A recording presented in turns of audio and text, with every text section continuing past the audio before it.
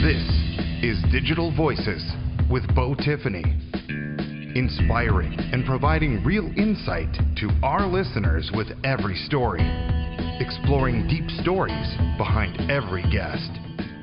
Please welcome your host, Bo Tiffany. Welcome back to Digital Voices, guys. We have State Representative Christine Sinicki. We have film director Steve Burrows, along with medical reform activist Wade Eyre.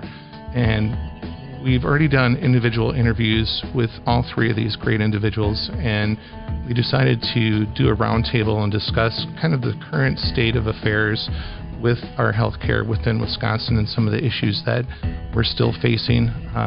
And with that said, I'm going to open up the table to Christine. Thanks for coming on. How are you?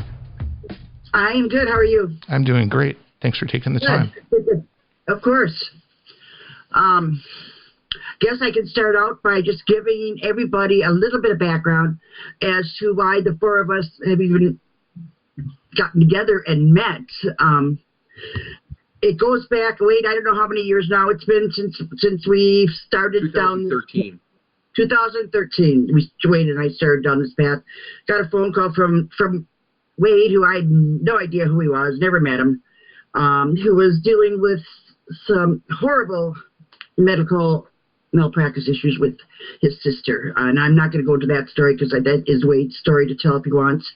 But so I started thinking about it, and I had never had any type of dealings or background in any of these medical issues. So I was a little hesitant. But as I started thinking about it and talking to other people and learning what actually is going on in our medical system here, someone's got to do something about it.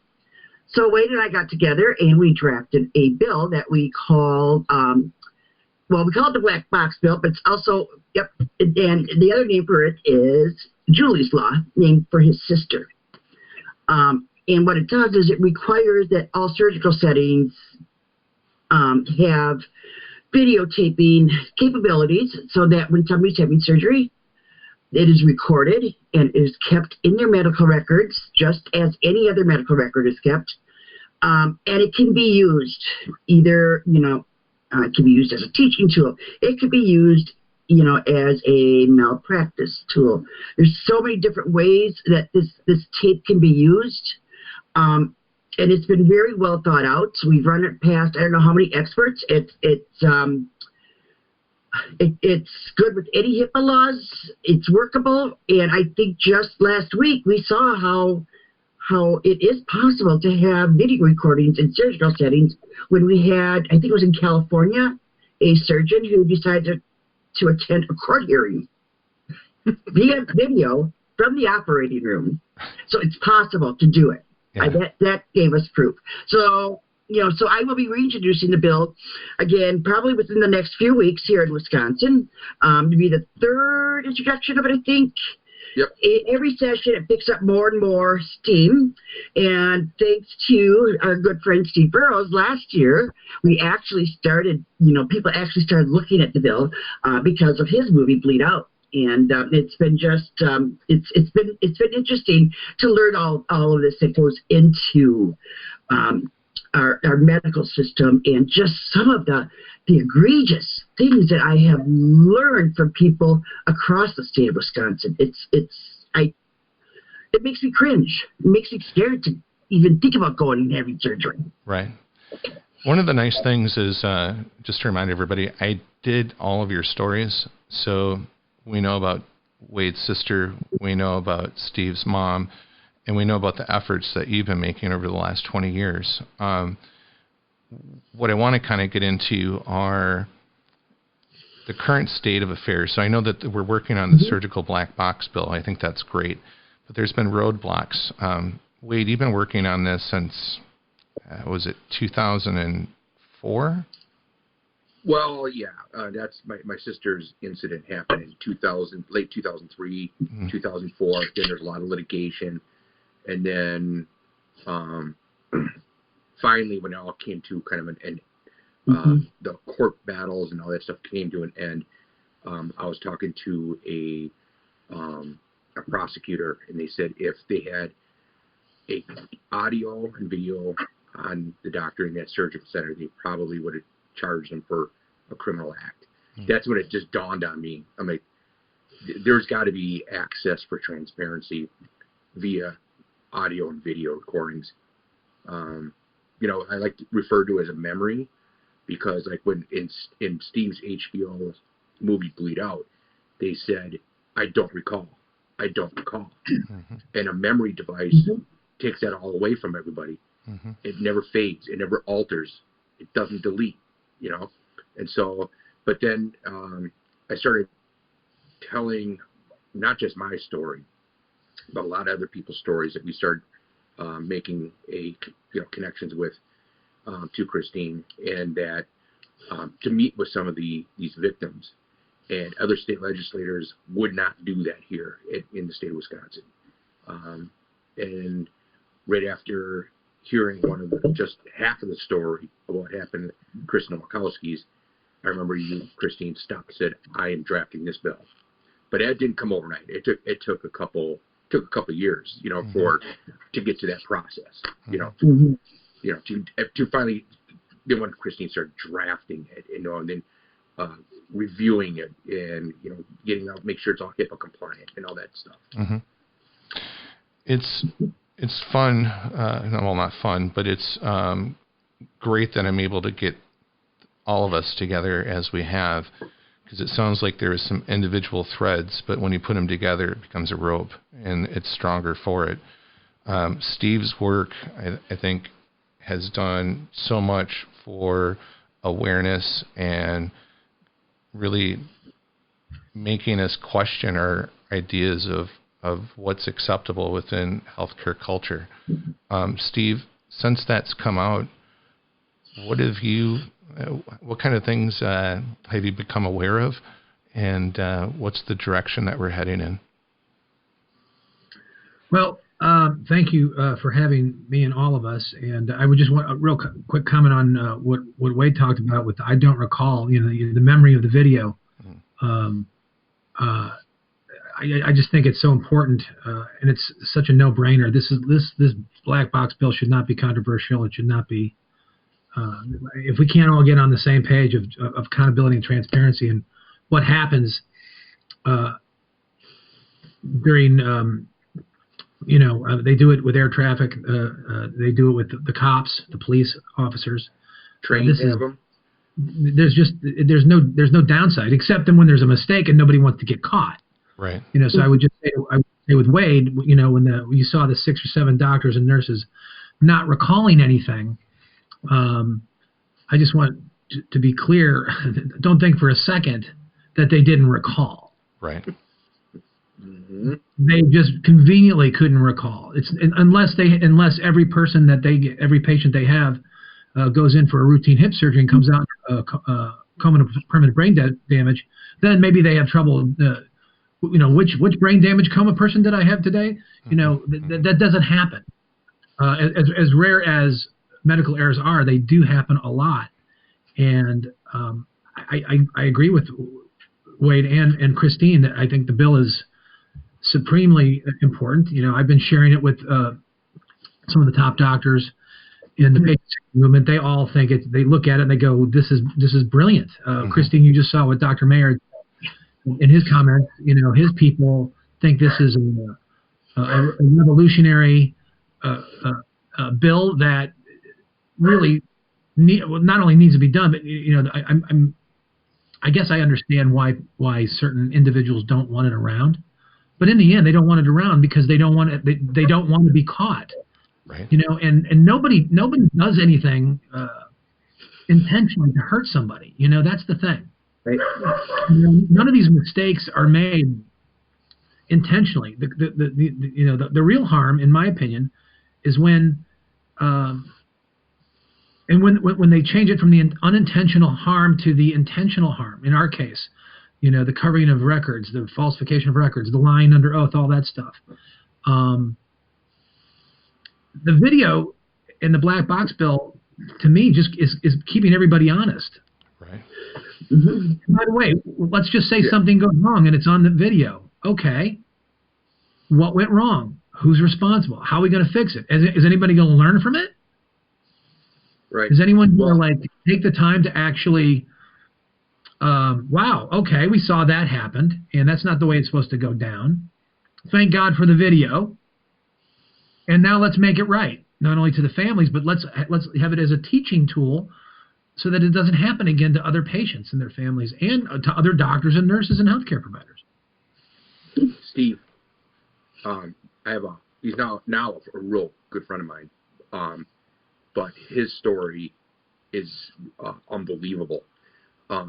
His wife went in for a 1% risk, and he even left and went home to grab his computer, right? Because they said, well, you're gonna have to drive her home, and then they said their procedure would be done in an hour. Well, an hour went by, and then 2 hours, 3, and he started figuring out there's something seriously going on. And the question that came into play was that by the standard of care, that a particular surgeon had to be within 14 minutes of the surgical suite. And what is in question is, when did he arrive in the surgical suite? Some people say it was over 60 minutes. We'll never, and they believe that Chris believes that the medical record was very much tampered with.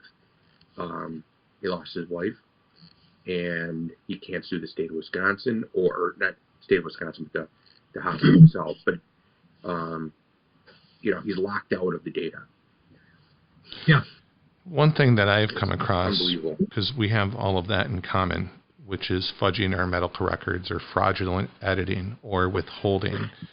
And that's supposed to be covered by HIPAA, but there's really no resource for us to go to. I myself have gone to the police. They're not interested or can't cover it. My local DA won't deal with it. This is a common theme, and so then there's no justice. And I know that there's medical negligence, and then there's criminal negligence. And when you're fraudulently editing the records and withholding evidence, and their own HIM administrators are saying, get an attorney, but you can't find one to represent you because of the laws and the legislation issues that Steve's documentary did a really great job at presenting. It's a dead end. And when you have that realization, it's a desperate, despairing feeling. And it happens to way too many of us. Hey, Bo. Yeah. So this is the one that I'm still floored about, right? And that is, even in Chris's case, he went to the DA up in Green Bay. Mm-hmm. The DA is like, we prosecute, we don't investigate. So that he goes over to the police department, and they said, we can't. So going back to my sister's case, is that they know, because it's on testimony, they have it in court testimony, that the doctor intentionally went without an anesthesiologist. But what the prosecutor told me, what really floored me, is that nowhere in the United States, if you break a medical law, which is not a law, it's an administrative code it's an ethic, administrative law, but it's not binding with any state criminal law whatsoever anywhere in the United States. Mm-hmm. So therefore, they'll never prosecute. Yeah. They can't. The other, I would circle back to your question, Wade. I'm sorry, Bo, that I didn't actually answer.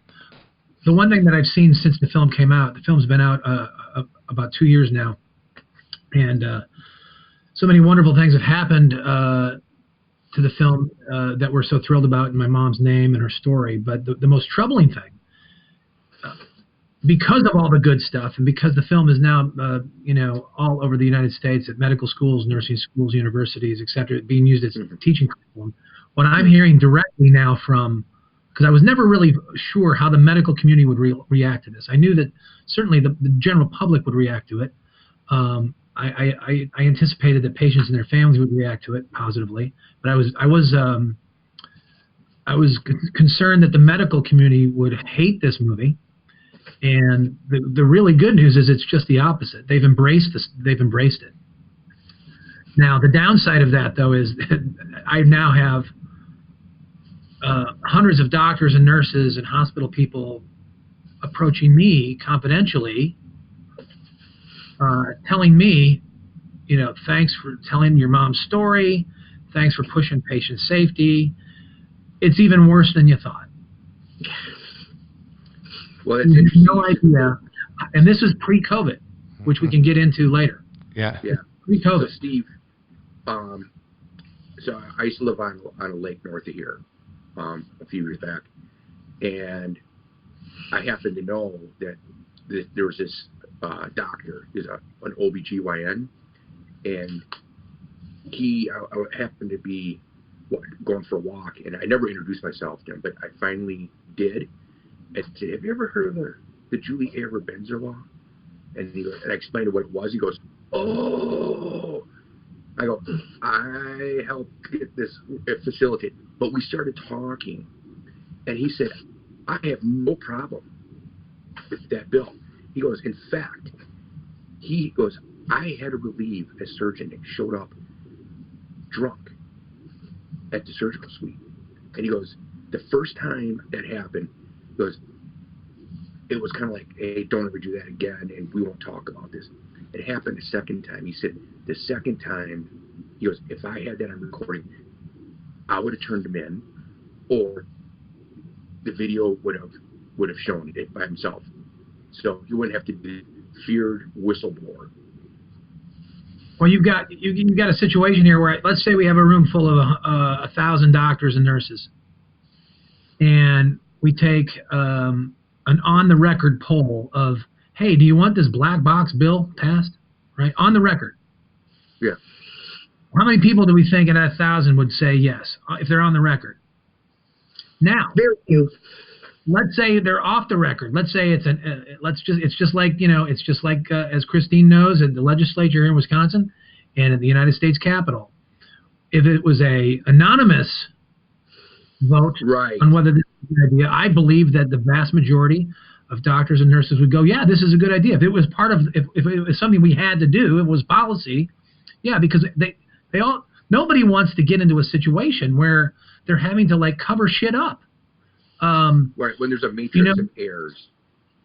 Yeah, it's this cataclysmic thing that, and it's just like it's the white coat of silence. And now this bill is very scary to people in the medical community. Even the ones that believe in it, even the ones that know it's the right thing to do, they're afraid. Everyone's afraid.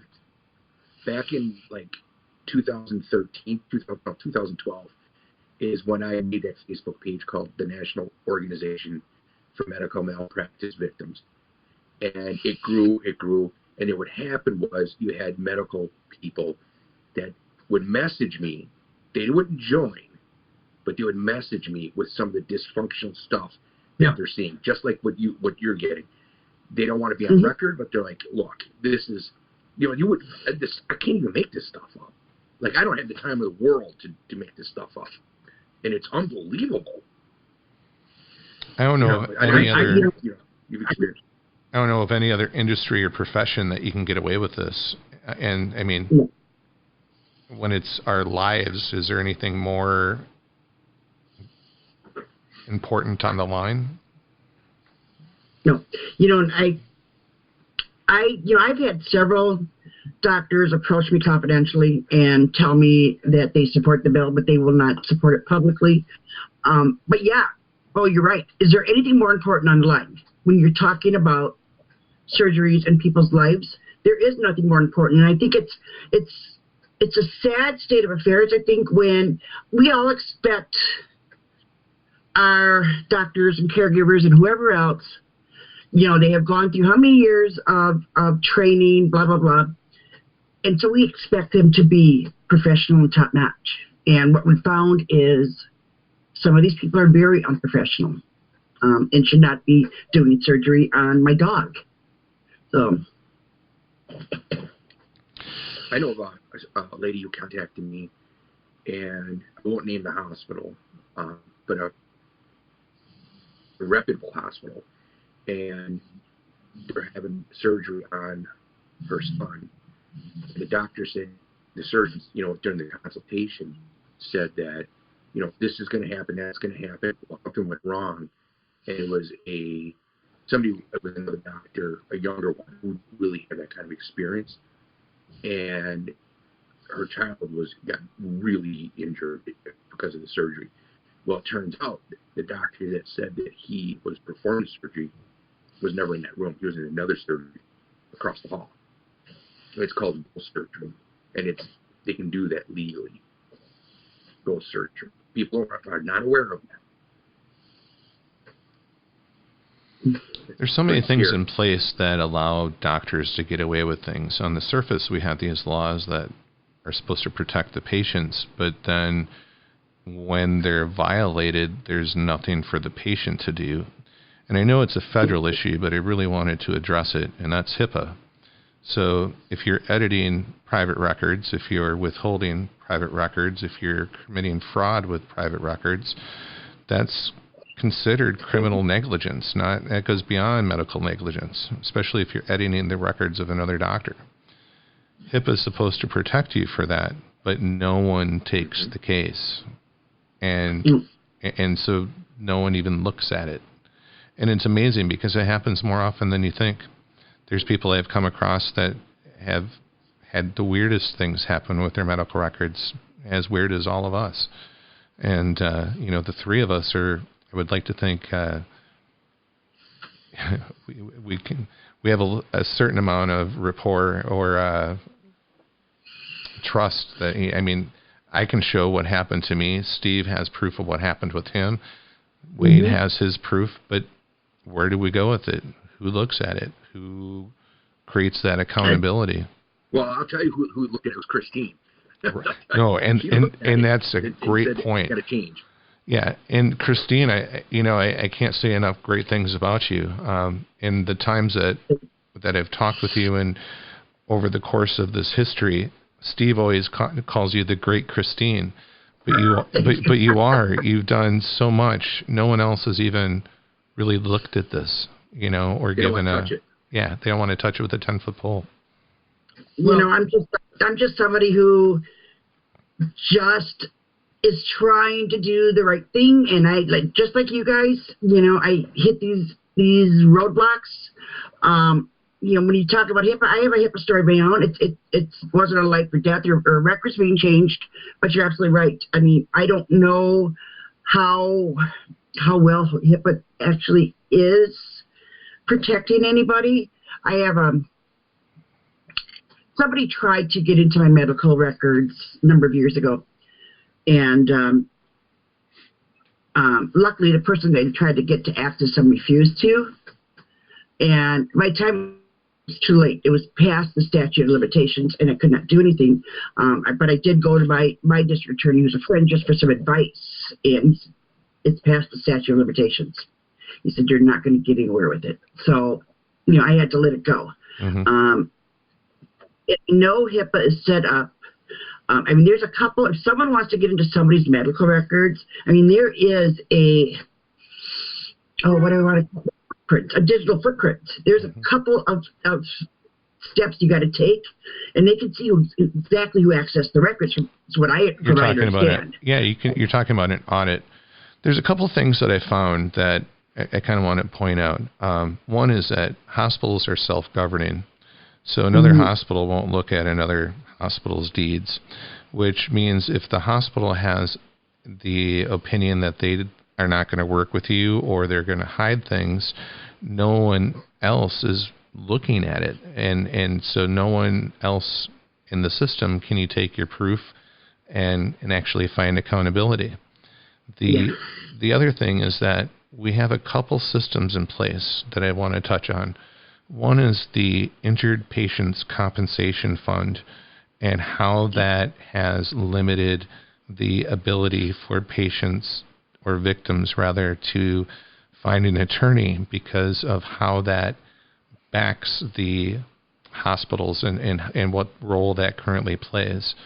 And the HIPAA was a Portability Act. That's what George Bush came up with.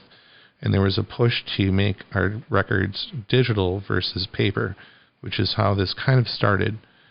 However, there is not a standardized system. There's currently, I believe, over 10,000 vendors of EHRs. And I'm sure you've used Adobe or other products where you've had to have an update because it doesn't work with your browser.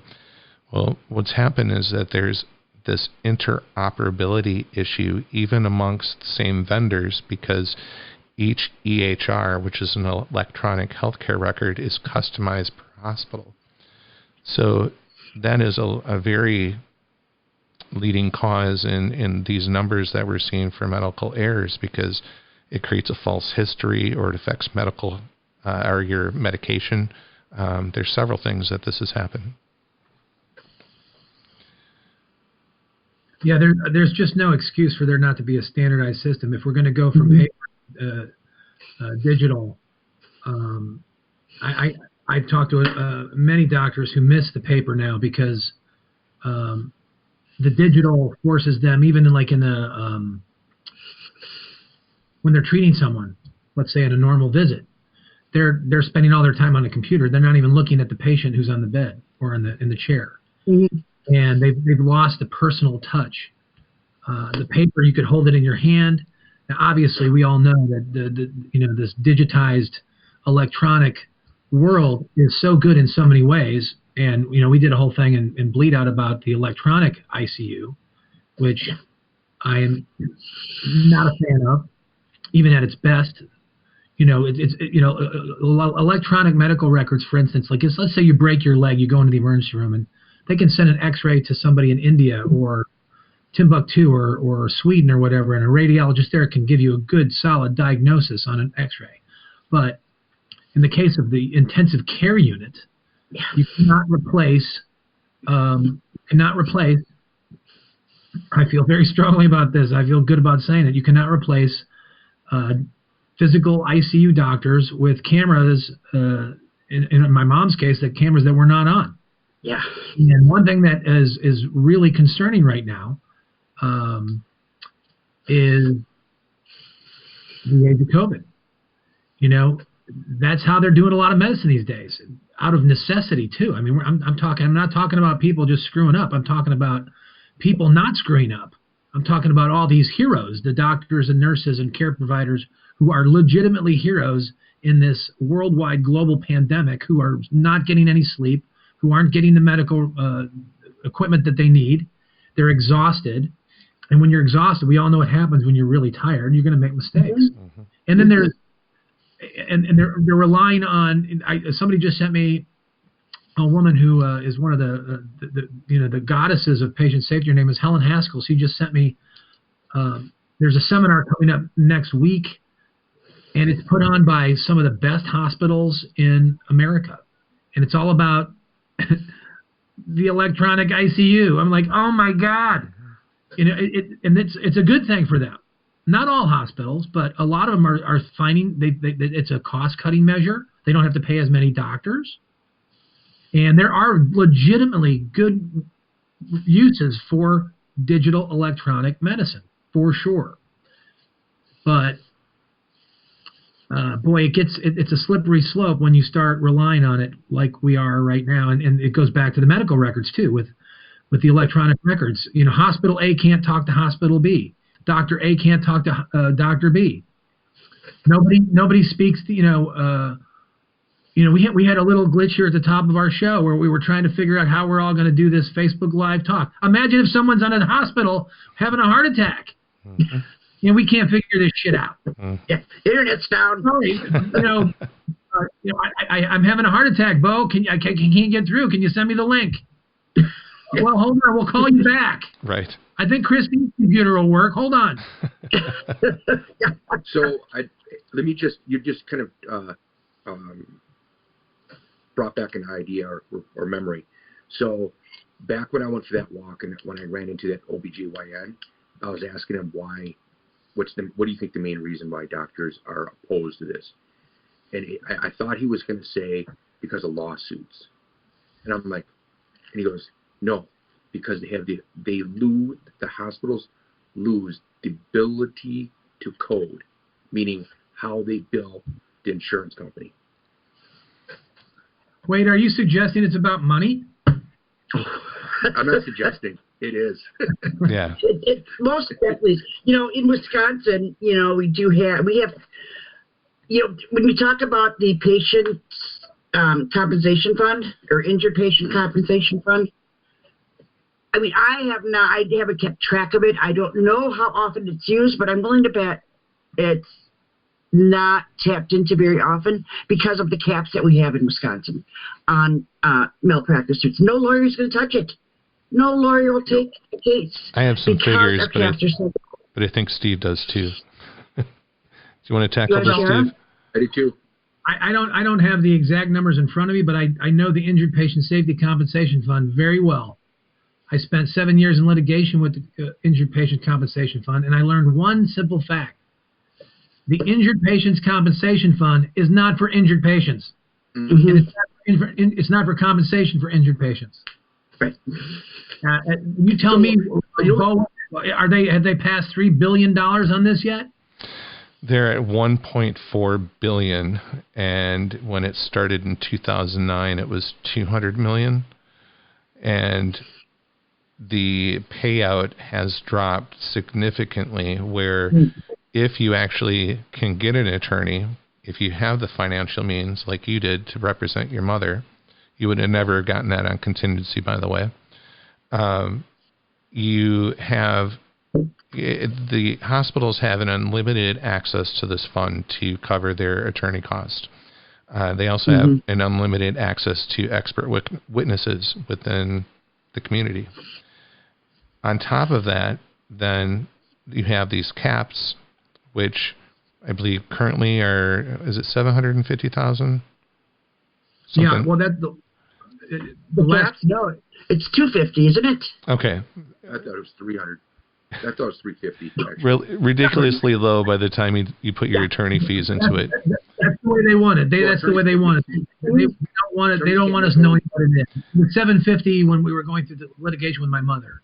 So the payout for the people that are actually filing, I've heard, ranges between 88 to 93% of those cases are lost if they're actually brought to trial.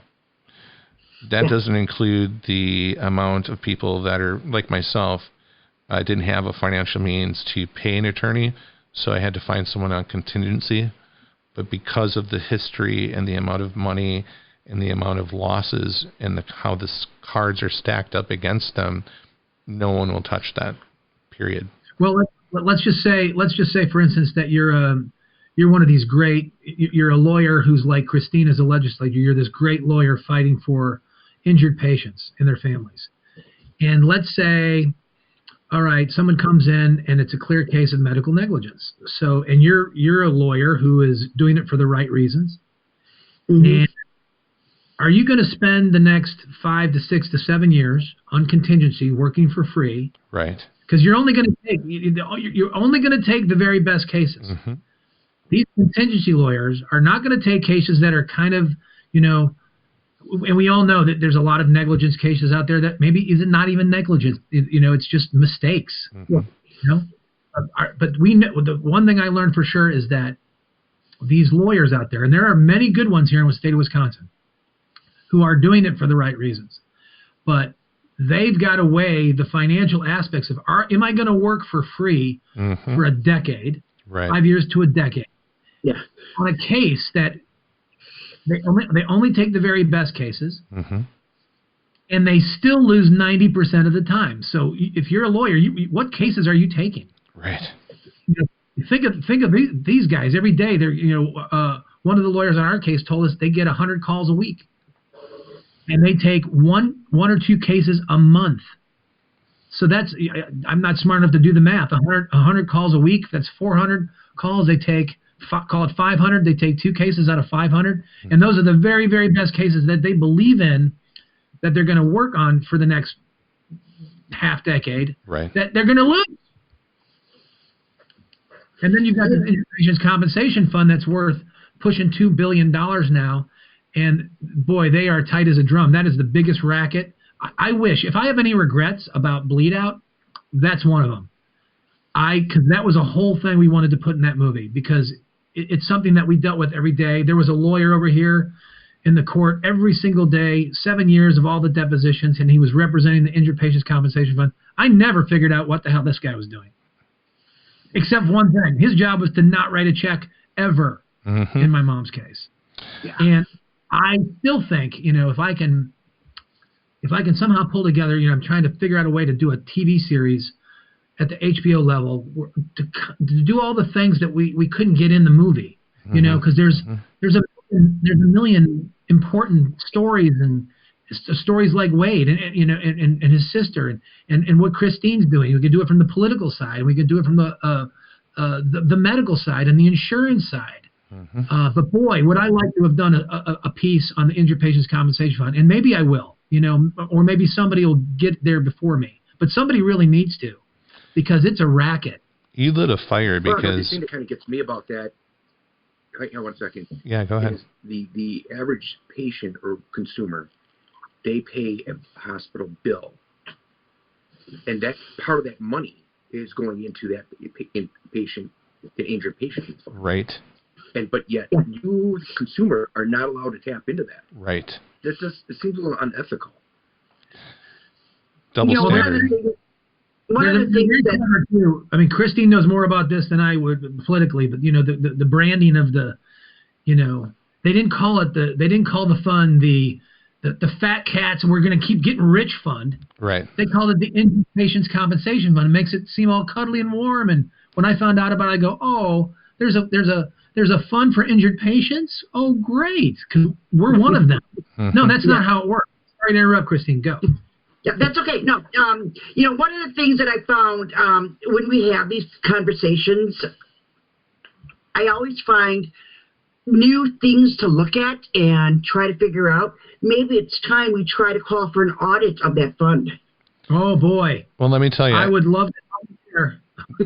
I met so many people along my journey as I contacted, and that fund, even before you brought it up to me, Steve, had been mentioned so many different times in regards to exactly what you've just told us. The other thing that I found is there's some significant campaign contributions by some of our big companies that are larger than any other of the contributions that are made typically to a politician within our state. And that has influenced some of the legislature, according to the people that have shared this with me, since about 2010 to 2014.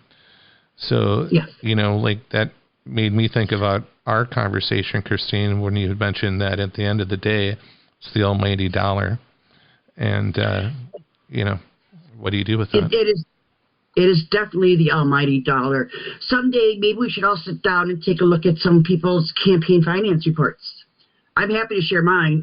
I raise very little money, and I don't think I've ever gotten anything from anybody in the medical community, so I have no issue with that whatsoever. But let me tell you a story. I believe it might have been the first time that I was getting ready to introduce this bill. I got approached by our minority leader's chief of staff. Asked me to hold off on introducing the bill because they were trying to get a big check from the Wisconsin Hospital Association. I think I remember you telling me that. Yeah, wow. It's all about, they have big money to pay lobbyists. I've told Wade some of my stories about one of the lobbyists. It's all about the almighty dollar. And as long as there's campaign contributions involved, it's going to be really tough to get anything done. Let's be honest, the hospital association and the medical association, they're not stupid. They're going to turn around and they're going to give money to whatever party is in charge at that time. I always see people. I'll still move forward. I always see somebody go into the political arena and they're maybe the average guy or whatnot, with maybe a couple $100,000 in the bank, and by the time they're done, they have several million, a couple mansions, I know that your salary through the government doesn't pay that. How does that happen? Exactly. Yeah. I feel like the lobbyists for the hospitals they're big players within this. Who are the people that then benefit other than legislation? That they benefit the actual, not so much the medical personnel, but the medical companies, the hospitals, the big Auroras and freighters. They pretty much represent the hospital policies. It would be the medical association that is representing the doctors and physicians. The lobbyists for the hospital association, their bottom line that they're responsible for is to make sure that nothing is going on politically or statutorily that is going to affect that hospital's bottom line, which is making a profit. Even nonprofit hospitals, their main objective, their main goal is to make a profit. And, we've all dealt with Aurora. Aurora's, that's where I have my health care through. But, they're supposed to be they are actually titled as a nonprofit hospital group. And under that, they are supposed to take in a certain amount of indigent patients. Yeah, right. Yeah, they don't. It's a battle. They do not. I also I recently had someone from the inside of a certain corporation that we're talking about right now, and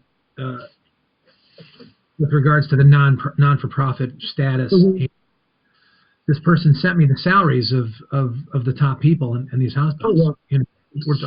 And I have to say, I've been in show business a long time. I've seen a lot. Yeah. And now I went through my mother, medically, financially, and all that. I was shocked. I could not believe the amount of money that people are making. Yeah. At this hospital system. Yeah. I mean, it's off the charts, right? Mm-hmm. How is that happening? Well, who's on it? Who's going to do anything about it? But the good news is, we've been talking all bad, all Sturm and Drang here. But one good thing I found out through my travels in the last 2 years is there are incredible hospitals out there that have a culture. It comes down to the culture. What kind of hospital? Are you going to do the right thing? It took me a long time to figure out what our story was even about. And in the end, I think Bleed Out was about what happens. We're all human. We're all going to make mistakes. The question is, what happens when you make a mistake if you're a doctor, a nurse, or a hospital system? Mm-hmm.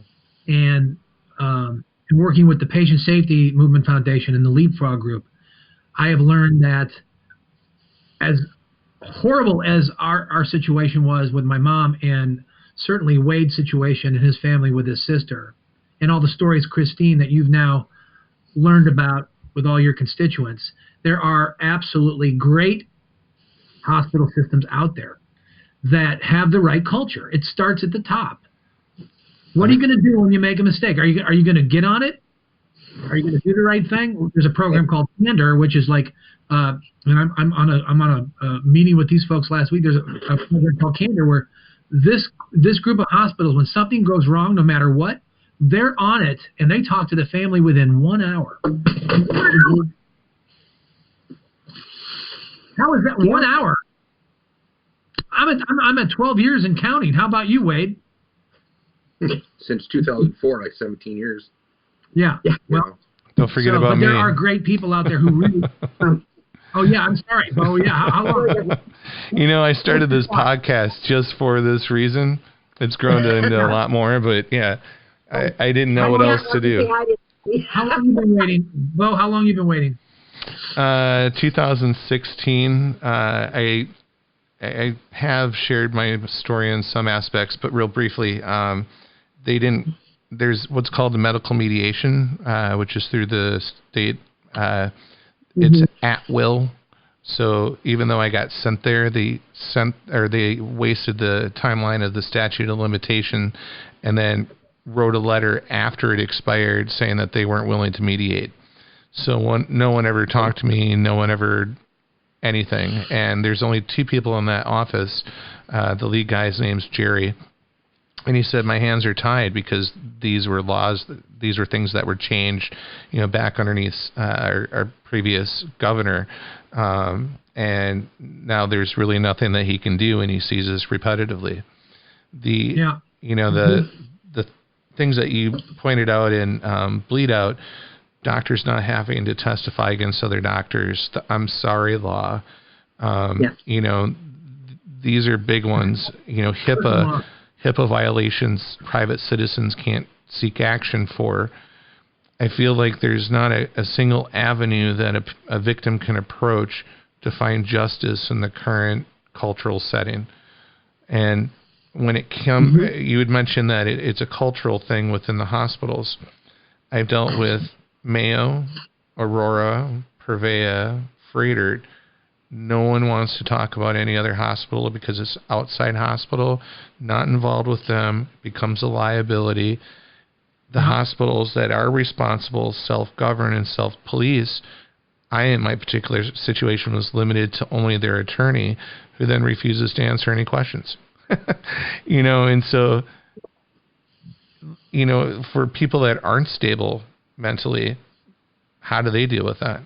For me, I was fortunate to find a positive outlet to try to make a difference, because that's how I was built. Not a lot of people are built like that, and so there's this domino effect because it causes secondary and third injury. And it'd be nice to have an agency or at least a spot that people can go, because currently they just fall into a crack, no one to talk to, no one to help. Not even knowing what resources may be available, even though there's barely anything. So, that would be one thing I would like to see change. They will say there's a patient advocate on board at a hospital, but they're being paid by that. Oh, but I've asked for one several times, so they're only for cancer victims. In addition, there are patient advocates in the community, but they charge hundreds of dollars an hour. And unless you're rich, you're screwed. Well, wow. Check this out, right? So in Indiana, I know somebody that had this situation. So they went and got the hospital patient advocate, right? So then they hand Christine this bill after it was drafted, right? And they went over they said, well, you're going to have to go to the Indiana State Health Committee, right? That's where that's what's recommended. And this lady did to give the bill, and it was the chairman was the patient advocate at the hospital. So she's being paid by the hospital, and yet she's her name is Cindy Kirchhofer, and she's also the chairman of the Indiana State Board. So when they gave this bill to her, and this guy, Terry Gooden, drafted it, he put it into, and she squashed it so fast, we couldn't even get to the podium. It was within an hour. It was delete, on. And I can't believe when I contacted Indiana Star, they said, oh, yeah, this is just like Indiana. It's corrupt. Unbelievable. There's power in numbers, as we know. Yes. Certainly from the election, we saw that when people are motivated and when people are engaged, change actually can happen. And what I've always been a little bit confused by, and I think it's because, I'd love to know your thoughts on why this is, but I always wondered, now that I'm so deep into this thing, we're all patients. Our family members are all patients. 100% of us are patients. How is this not an overwhelming movement? Patient safety and, doing the right thing when medical error occurs, how is that not in the 80 to 90 percentile of, yes, we all agree on this? And I believe that if everybody knew, I can't tell you the amount of times that I've had doctors reach out to me when they've seen Bleed Out, and they said, I didn't, I'm working for a major hospital corporation. I didn't know about this EICU thing. I'm like, what? You don't know? How do I know and you don't? there was a lady who contacted my page. She worked at a hospital for like 25 years, and her 19-year-old son was admitted into the hospital, and this particular doctor OD'd her son. She worked in this hospital for 25 years. She had no idea that this doctor had a reputation like it was, and her son died, and everybody in the hospital knew who she was, but it was hush. Nobody talked about it in the hallways. Business as usual. It's just hush. Don't talk about it. You're not allowed to talk about it, in fact. Well, and you've seen some of these doctors and nurses that have ended up killing people. You know, they were homicidal. How long does it take to actually catch them before, you know, with these types of rules in place, how long can they play that gambit? I know that's kind of an extreme, but at the same time, you know, the news shows that those people exist. I think the other thing, too, is when people think of... There was a way to somehow if there was a way to engage everyone, because I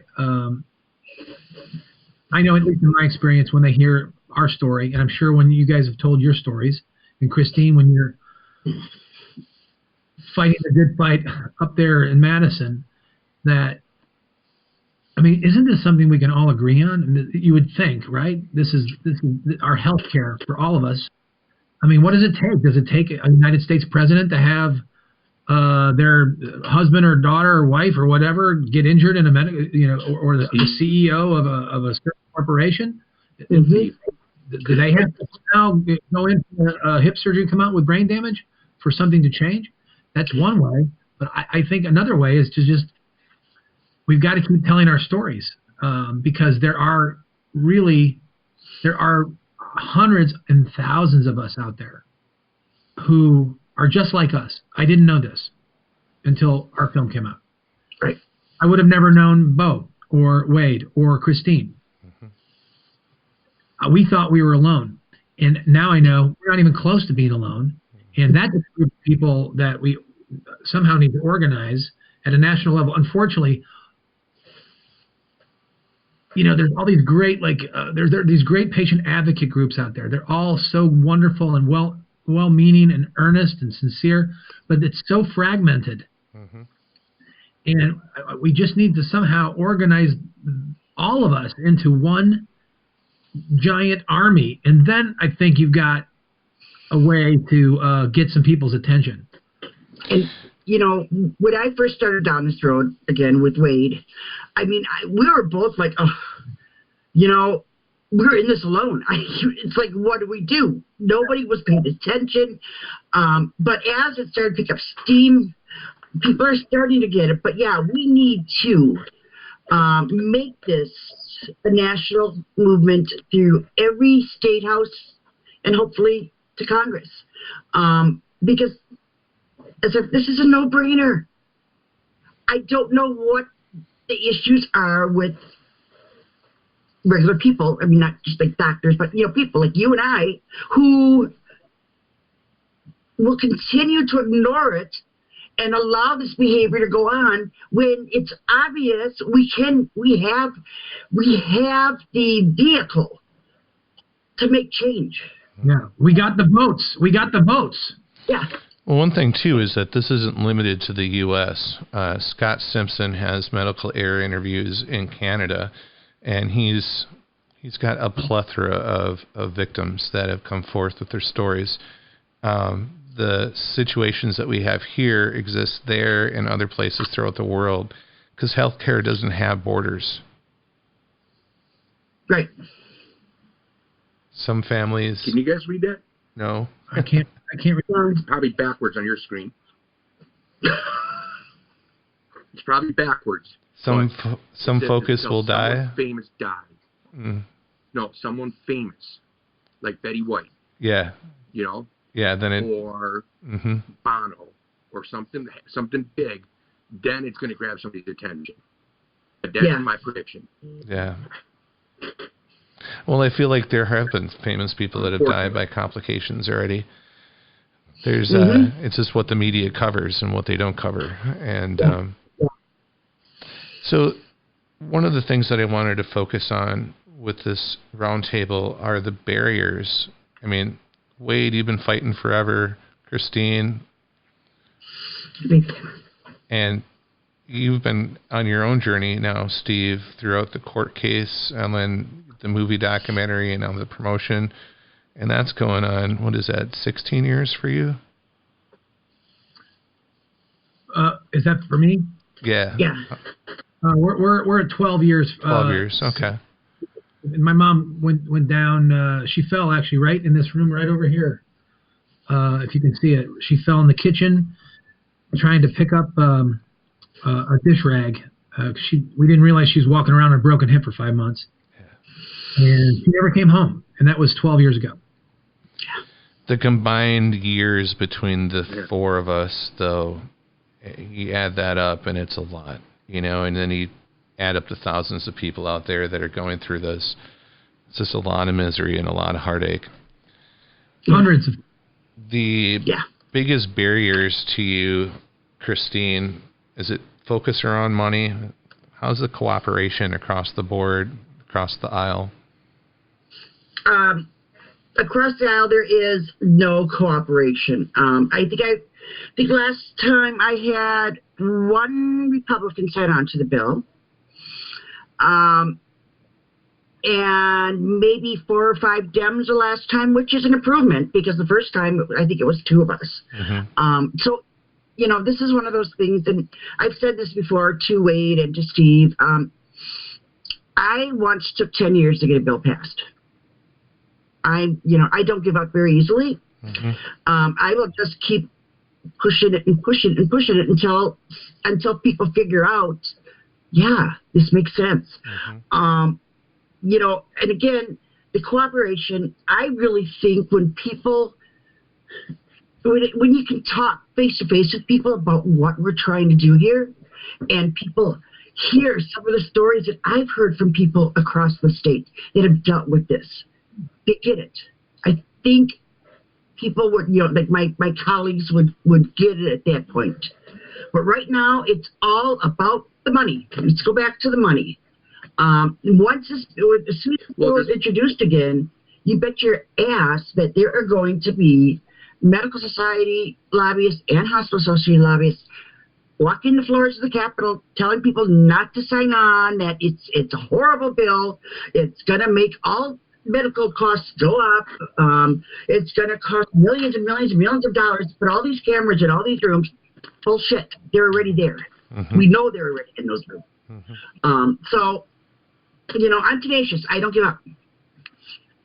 Steve? That's why we need you. That's why we need you and people like you. Seriously, and that is you know, you're fearless and you're doing it for the right reasons. And really, we all have nothing to lose. Really, do we? I mean, what do we have to lose? What do we have to lose? Nothing. You know, I really believe that they actually, in the end, I really believe this, and maybe I shouldn't even say this, because we're just 4 people out there fighting the gigantic medical industrial complex. But I think they're afraid of us. I think they are, because it's like what John Lewis said, good trouble. You know, I know that, you know, one of the things that was debated when we were making our movie was, do I show that horrible footage of my mom, pain and suffering? It was horrible to film. It's horrible to watch. Who wants to see it? And you know, the head of HBO says, we need to see it. Otherwise, you know, that was the one advantage I think we had, if we did anything in our journey, is my original attorney, way back in 2010, told me to film. He said, start filming everything. And it was originally for the lawsuit, right? And I'm like, I can't film my mom in a coma. I can't film my mom when she's, you know, in diapers and can't speak and having a stroke. What kind of horrible person am I? And he said, it's going to speak, it's speaking witness to what happened to your mother.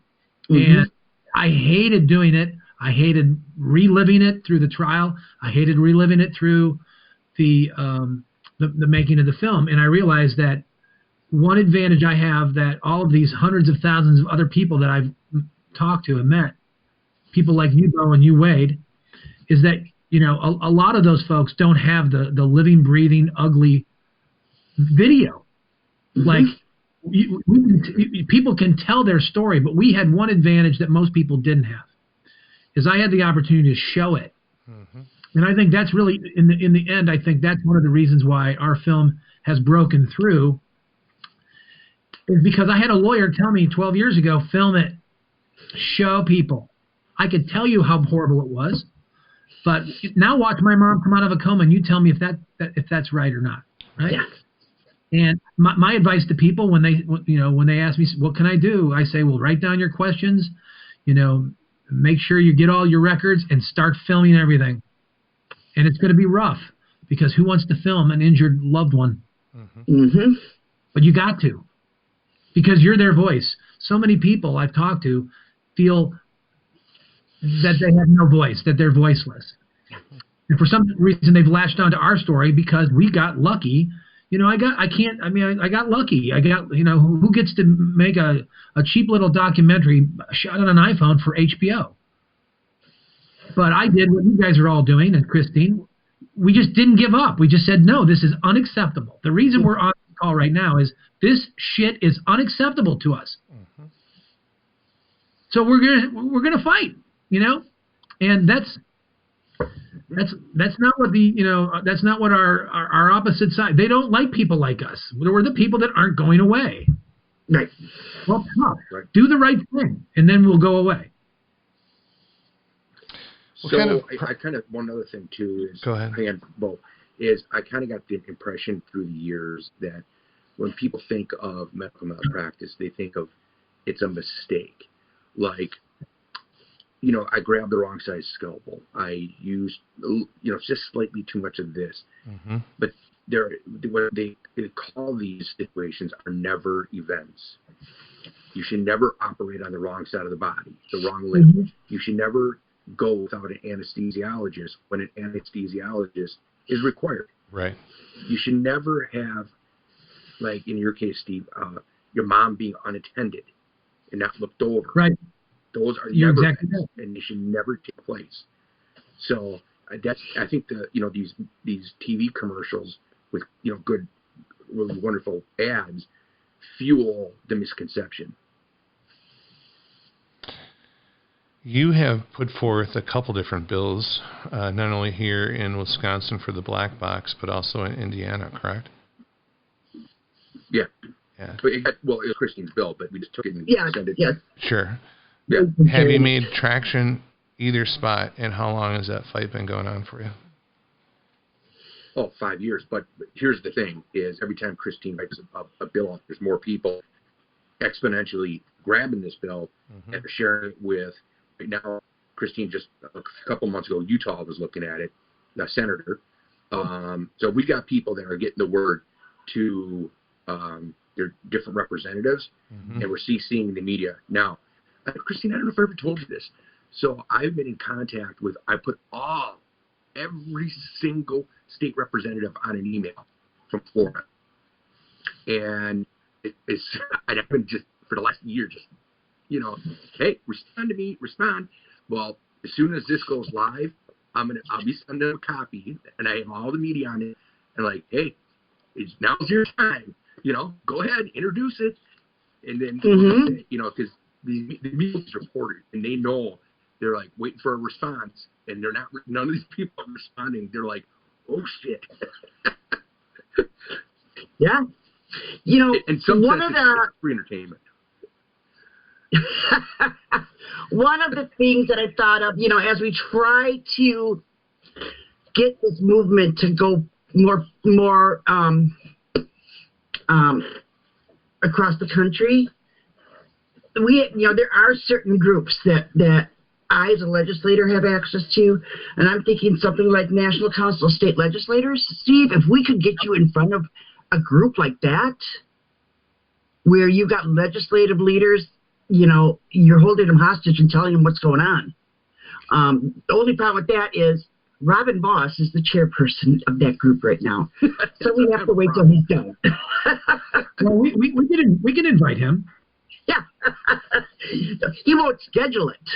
Here's the one thing I look, and I offer my mom's story to anyone who wants it.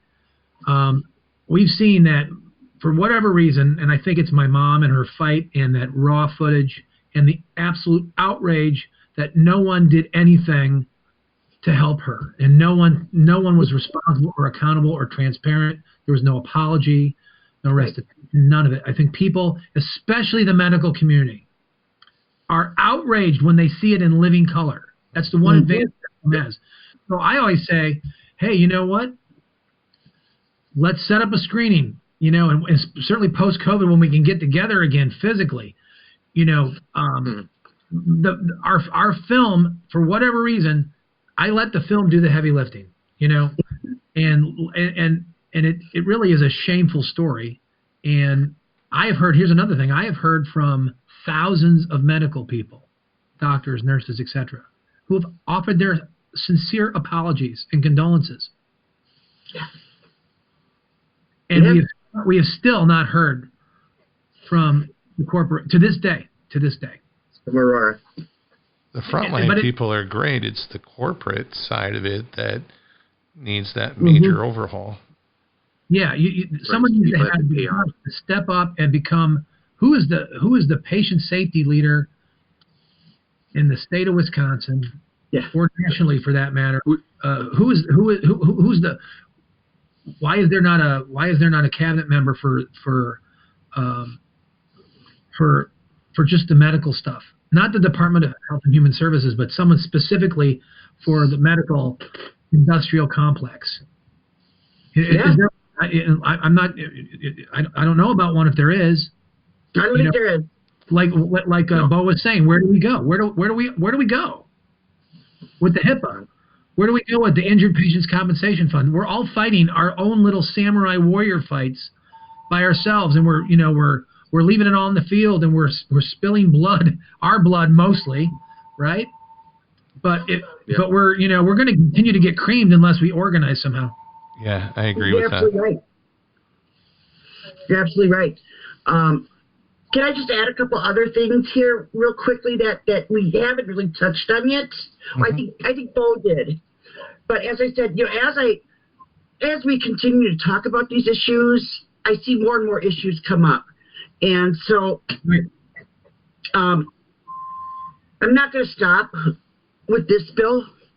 I mean, I'm looking at my list that I've been making. We need to do something about the EICUs. It's crazy. Mm-hmm. It's absolutely insane. They're alive and well. Alive and well. Yeah. We need to do something. What that law called, you guys? The single persons law. Single persons law. Who thought of something like that? What kind of demented person? Boy, I agree with you there. Who woke up one morning and said, you know what? Let's take away the rights of people who aren't married, who don't have adult children. Mm-hmm. I was these people go to bed at night and your minds just go all these wicked things go through their heads.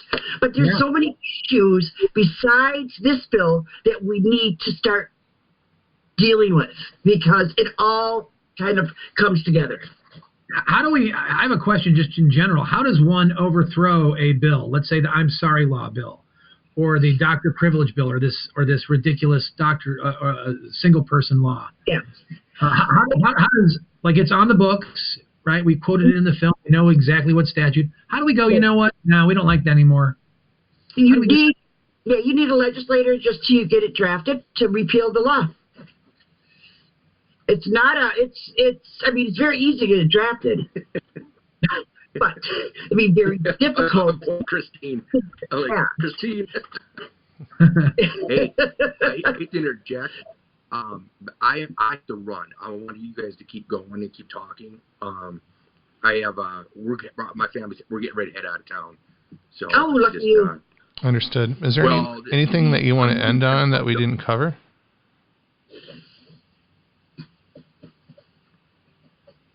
Anything you want to end or include that we didn't cover? Wait. I think he froze. I'm sorry. I thought you were talking to Christine. Oh, no, I was talking to you. No, I'm sorry. I could keep going all day. One of the things that Steve said is that we need to combine together. I think that the issues that we're talking about, we're just scratching the surface of. The more awareness that we can talk together and try to air this out, and also hopefully at the same time raise some public awareness. I would be interested in doing that. If you guys would be like another month or two down the road, we can reconvene and just sit down and talk about some issues. Keep this public awareness going as long as possible. Yeah. One of the things I want to do is, at about the same time that we reintroduce the bill, is do like an online roundtable to talk about these issues. Bring in, people that have lived it, tell their stories. And I know Stephen Wade and Bo, I'm pretty sure all three of you would agree to do it, right? Yeah, absolutely.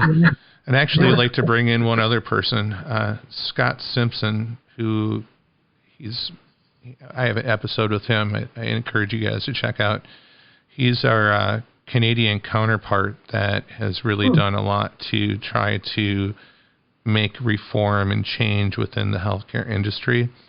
But he has a pulse on so many different victims, and the stories that he's been able to accumulate on his own are invaluable, and there's no borders when it comes to that. I think he has a lot of insight that would be helpful for us too.